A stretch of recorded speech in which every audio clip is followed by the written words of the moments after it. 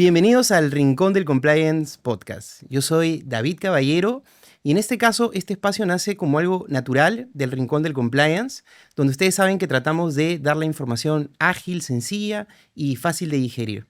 Es por eso que el día de hoy no solamente vamos a hablar de normas, de cumplimiento y de tecnología, sino cómo esto también se vincula con la innovación, qué es lo que tienen los abogados hoy por hoy que hacer en relación a estos temas, qué pasa si fracasamos en los temas de innovación, de tecnología. Conocemos varios casos que los vamos a ir comentando. Y por eso hoy he traído una invitada estelar, una invitada muy importante en este mundo que justamente está relacionado al tema de la innovación, que es Mayra Ariñez. A Mayra Ariñez yo la he conocido ya hace algunos años. Hemos compartido incluso Maya docente en distintas universidades, tanto en Perú como en Bolivia. Y a mí me pareció algo raro cuando la conocí, porque ella me comentaba pues, que veía temas de innovación, de tecnología, y me parecía curioso. Tan curioso también, digamos, como yo hace ya más de 10 años me dedicaba a los temas de las ISOs. Y en esos casos, los abogados me decían, oye, ¿qué haces viendo temas de ISOs, temas de gestión? Y hoy por hoy no hay abogado que me diga, oye, ¿cómo hago más bien para aprender temas de la ISO 37001, que es el sistema de gestión antisoborno o de compliance como tal? Me imagino que Mayra también ha pasado lo mismo. Y en este caso, a ella también le preguntarán lo mismo, ¿no? Oye, antes le decían que era una idea un poco loca esta de entrar a la tecnología, a la innovación, y hoy por hoy le dicen, Mayra, ¿cómo puedo hacer para meterme al tema de la tecnología e innovación? Así que bueno, primero vamos a saludar a nuestra invitada. Mayra, ¿cómo estás? Muchas gracias por acompañarnos en este primer episodio. Gracias, David, por la invitación. Estoy feliz de estar acá. Es el primer episodio del podcast, así que vayan con mucha suerte. Y pues creo que hoy vamos a hablar justamente de estos temas que a todos ahora nos interesa, que es la innovación y cómo transformarse. Exacto. Vamos con esta idea loca, ¿no? Porque así como yo te digo, a mí me decían, oye, ¿qué haces tú en esos temas de gestión? Viendo mapas de procesos, flujogramas, procedimientos. Y imagino que a ti te decían, oye, ¿qué haces tú programando o aprendiendo de programación como tal, ¿no? ¿Cómo fueron esas primeras experiencias en tu caso? Sí, en realidad la innovación en mi caso llega como una necesidad más que por una opción. Siempre me he sentido en algún momento de mi vida inconforme con algo y eso me ha obligado a innovar no solamente en mi carrera, sino también en los proyectos en los que estoy involucrada. Creo que mis primeros pasos han sido cuando decidí cambiarme de país. Eso, ¿no?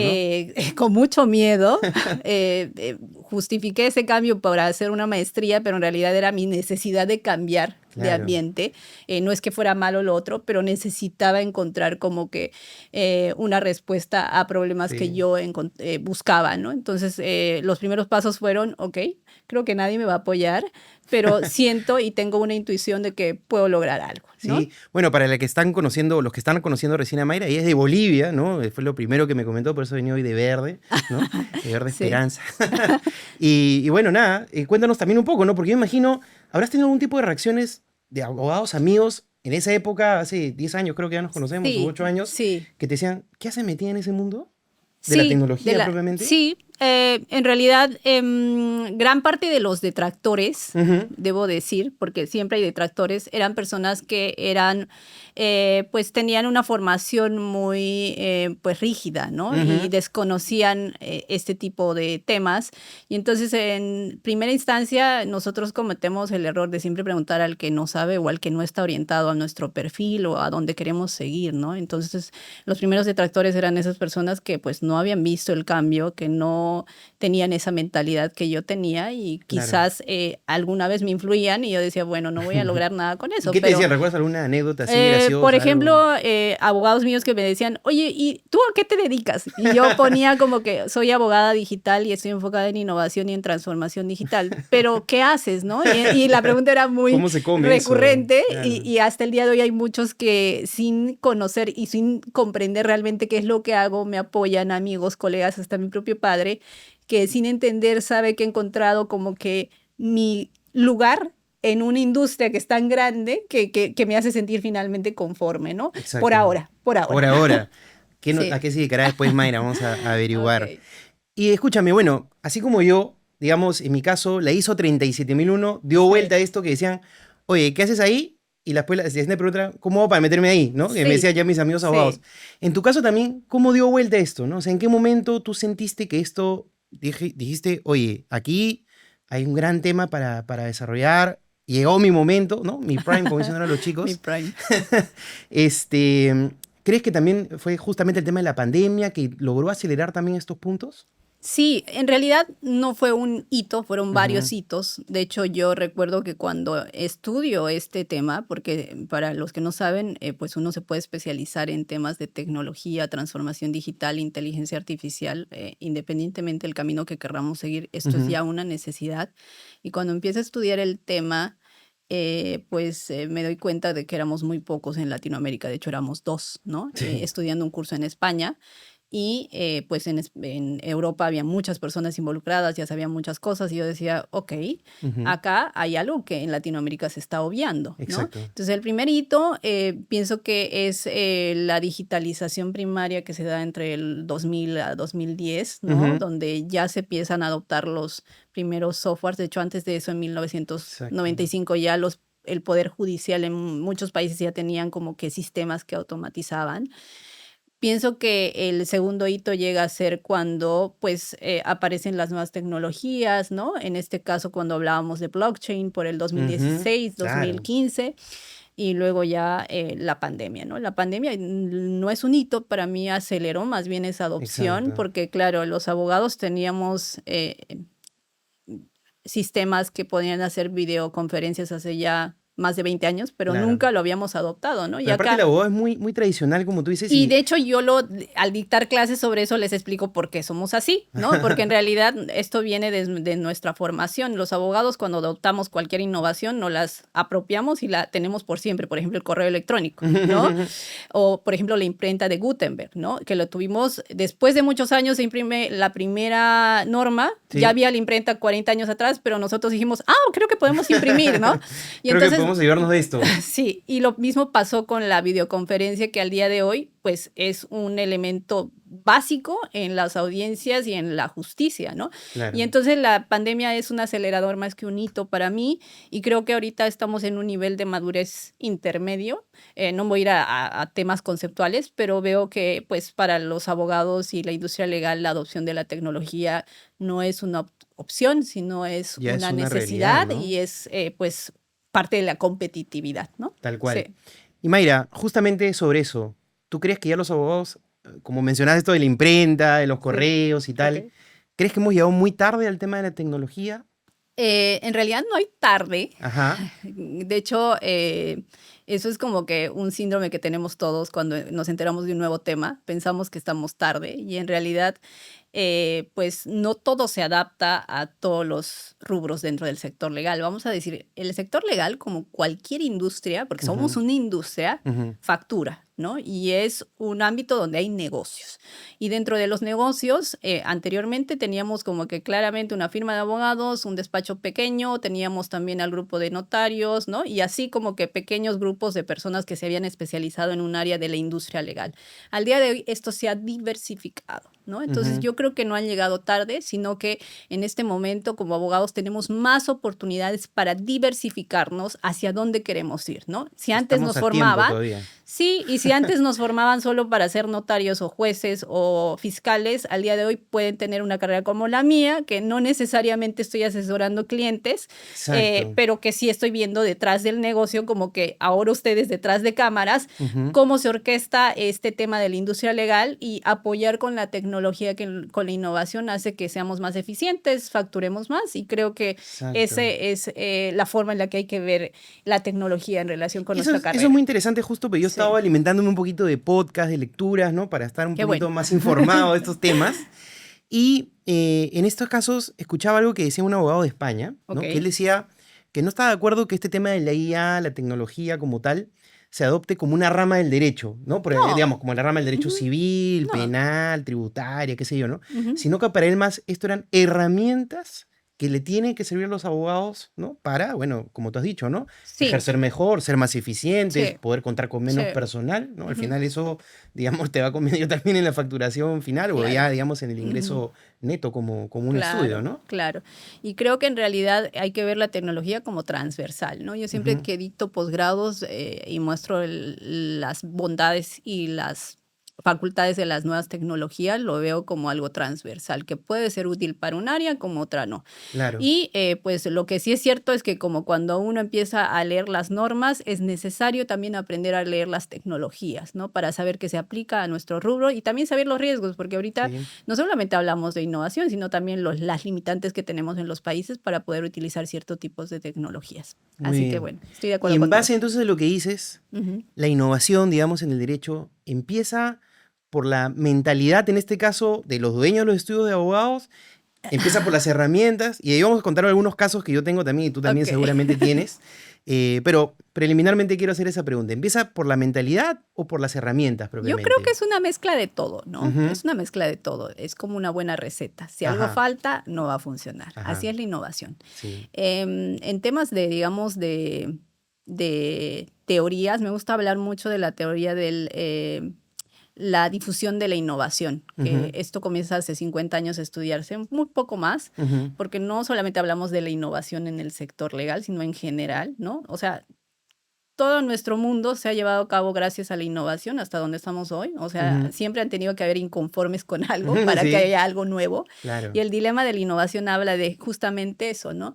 Habla de que en un grupo social hay personas que van a ser las innovadoras y es un porcentaje mínimo, ¿no? Vamos a decir las ovejas negras, las que no se conforman, ¿no? Y después de eso, estas personas siempre que propongan algo nuevo, lo que van a hacer es que necesitan estar detrás de ¿quiénes? De los tomadores de decisiones. Claro. Y en una firma, ¿quiénes toman las decisiones? Son los socios. En una gerencia legal es el gerente, ¿no? Exacto. En un país es el presidente. Entonces, si el innovador no está cerca al tomador de decisión, muy probablemente su innovación no va a ser exitosa. Y ahí viene la palabra de la innovación. La innovación es algo nuevo, siempre que sea aceptado por el grupo social. Entonces, no basta que sea nuevo para que sea innovación, ¿no?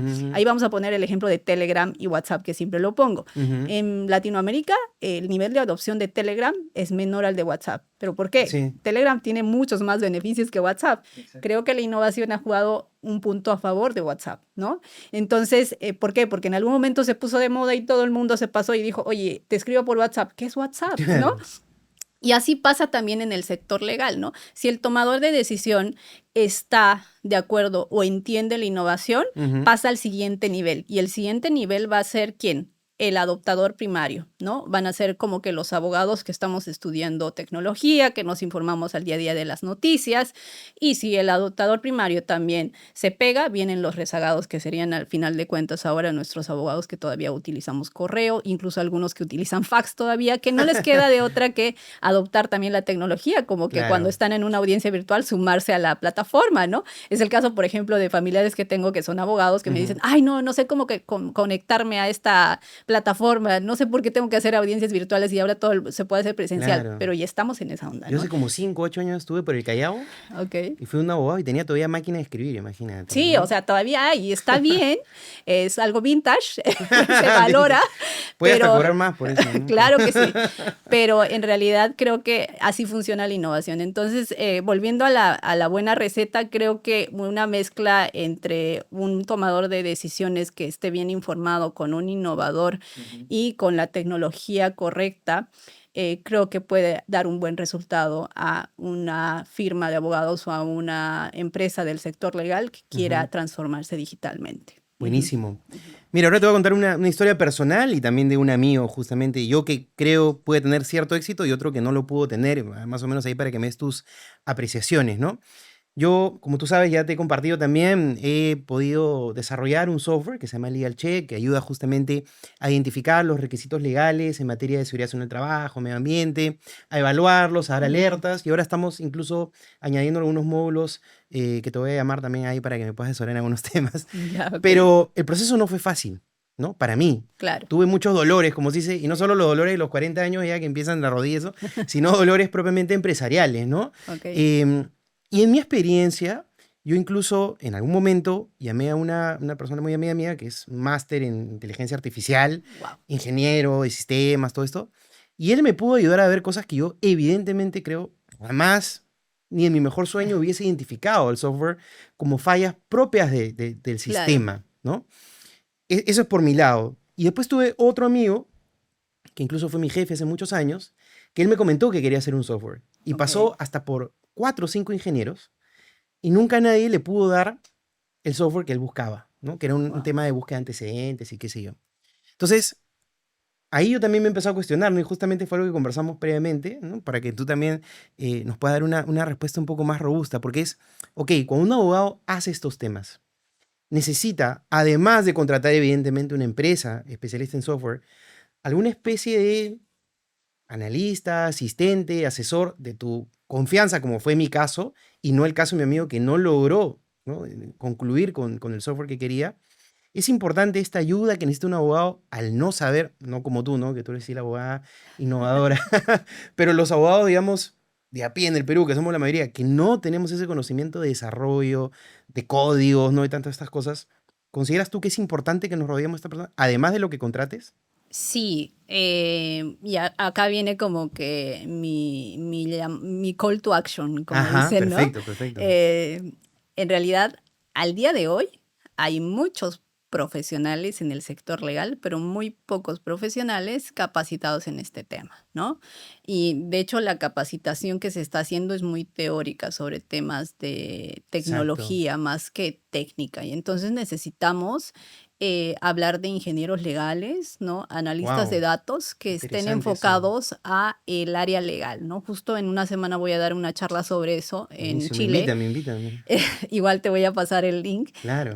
donde es un llamado a la acción a muchos abogados, no solamente para capacitarse sobre los riesgos de la tecnología o cómo funciona la tecnología, sino también a ponerse en el papel de que necesitamos abogados que estén analizando datos, Qué que buenísimo es eso, ¿ah? estén enfocados a la ingeniería legal. Y te lo digo porque gran parte de los negocios de lo que hay detrás de la tecnología legal está fundado por ingenieros Sí, por informáticos que supuesto, han visto un claro. punto de desarrollo de negocio en nuestro rubro, pero no necesariamente todos estos leen nuestras necesidades, ¿no? Entonces No sé si ahí, leen o como tampoco se lo sabemos comunicar bien, exactamente. que Y es también lo que entonces me ahí, pasaba en muchos ahí, casos, ¿ah? ahí viene mi siguiente punto, ¿no? No necesariamente aquellos que estudien estos temas de ingeniería de datos, porque no todo se nos va a dar, tienen que estar involucrados con pues, el sector legal o con el sector del desarrollo de información, sino tienen que ser un puente, ¿no? Y por eso siempre que doy cursos y hablo de esto, les digo a mis alumnos, ok,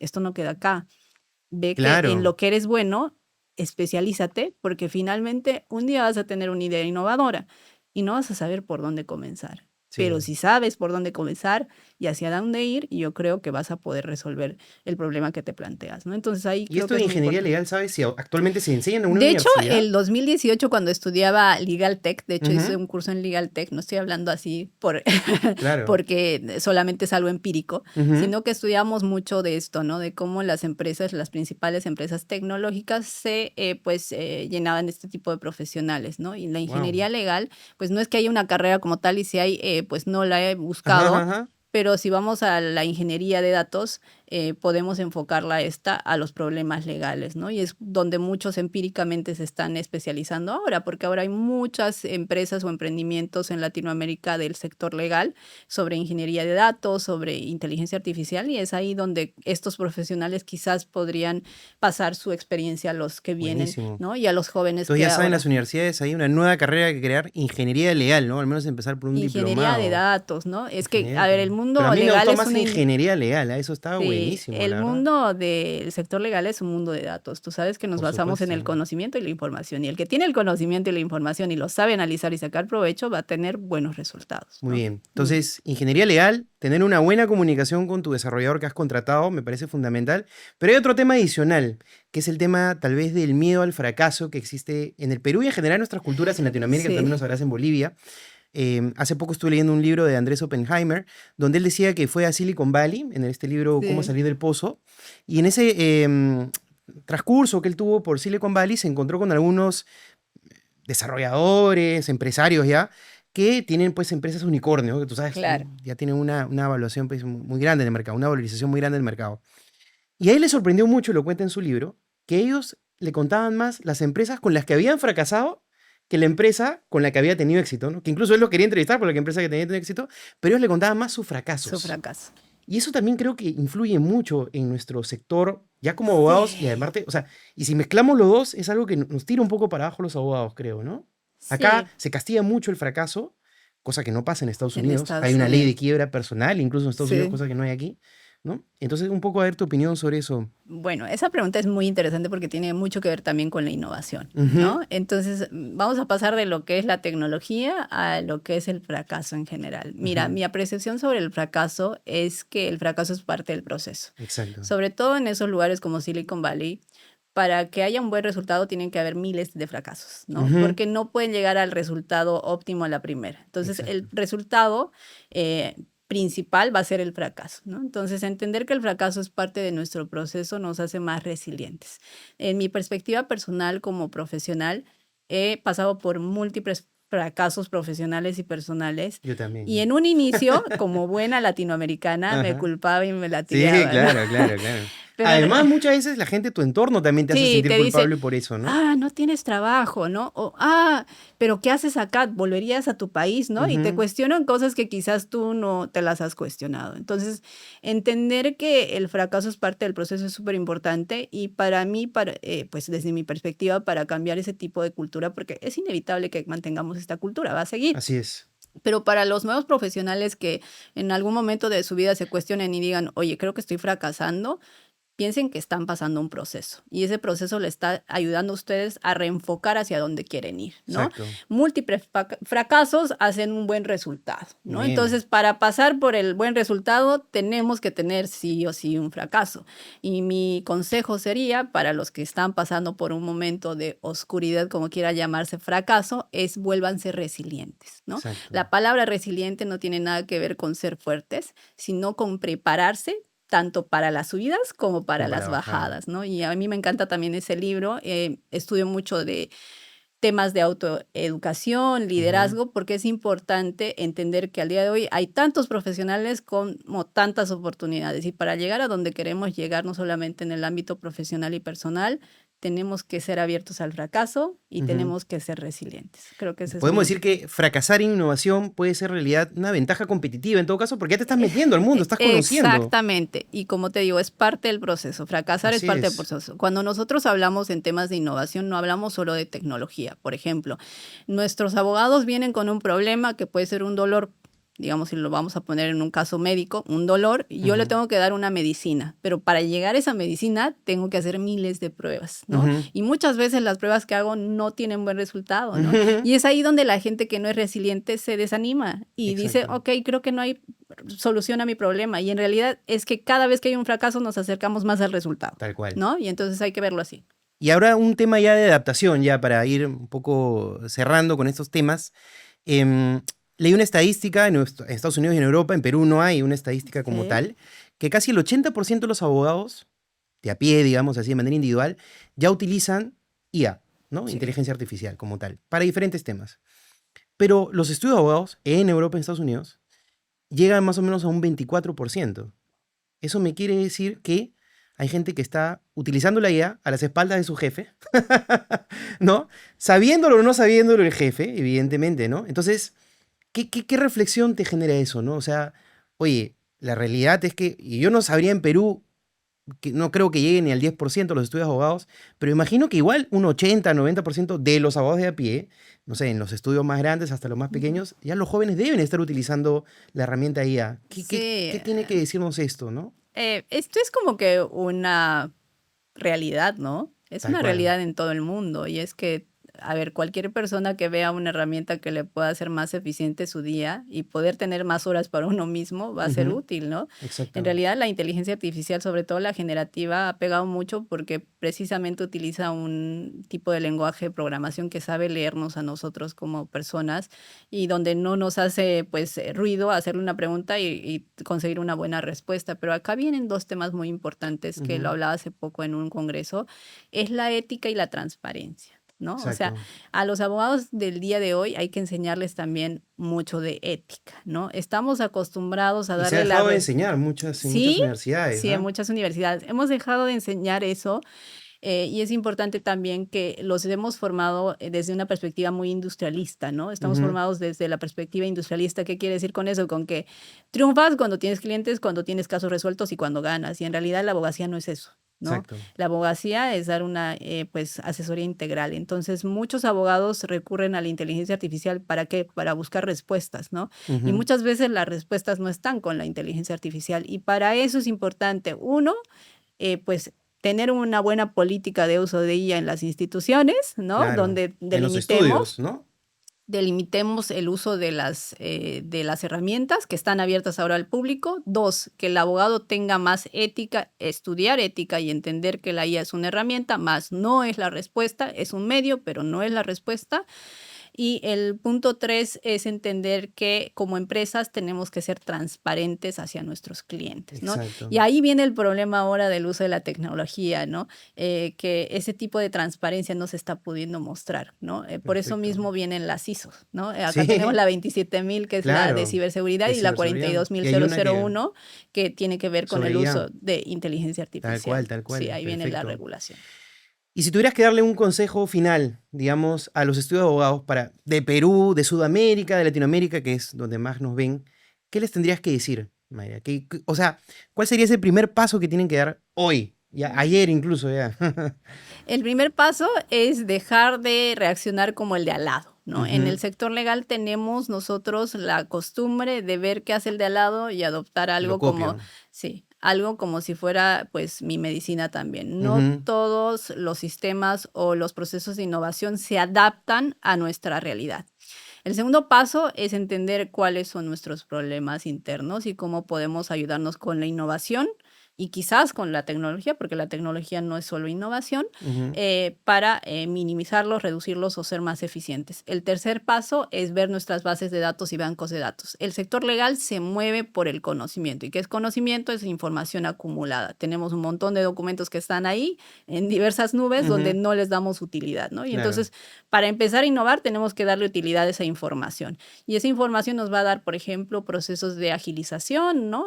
Pues en varias firmas que he podido ver y también donde he podido y estoy colaborando y trabajando es empezar por lo más básico. A veces el uso de la IA es como que lo complementario, ¿no? Lo más básico es entender cómo estamos organizados, dónde tenemos los problemas. A veces el problema es facturación, a veces el problema es cuánto tiempo demoramos en sacar un documento. Claro. A veces el problema es la comunicación con el cliente. Entonces, si uno de estos problemas es el más importante, tomar ese problema, atacarlo, resolverlo y así paso a paso. La innovación necesita de un equipo legal y un equipo de gestión del conocimiento, que es justamente donde yo trabajo.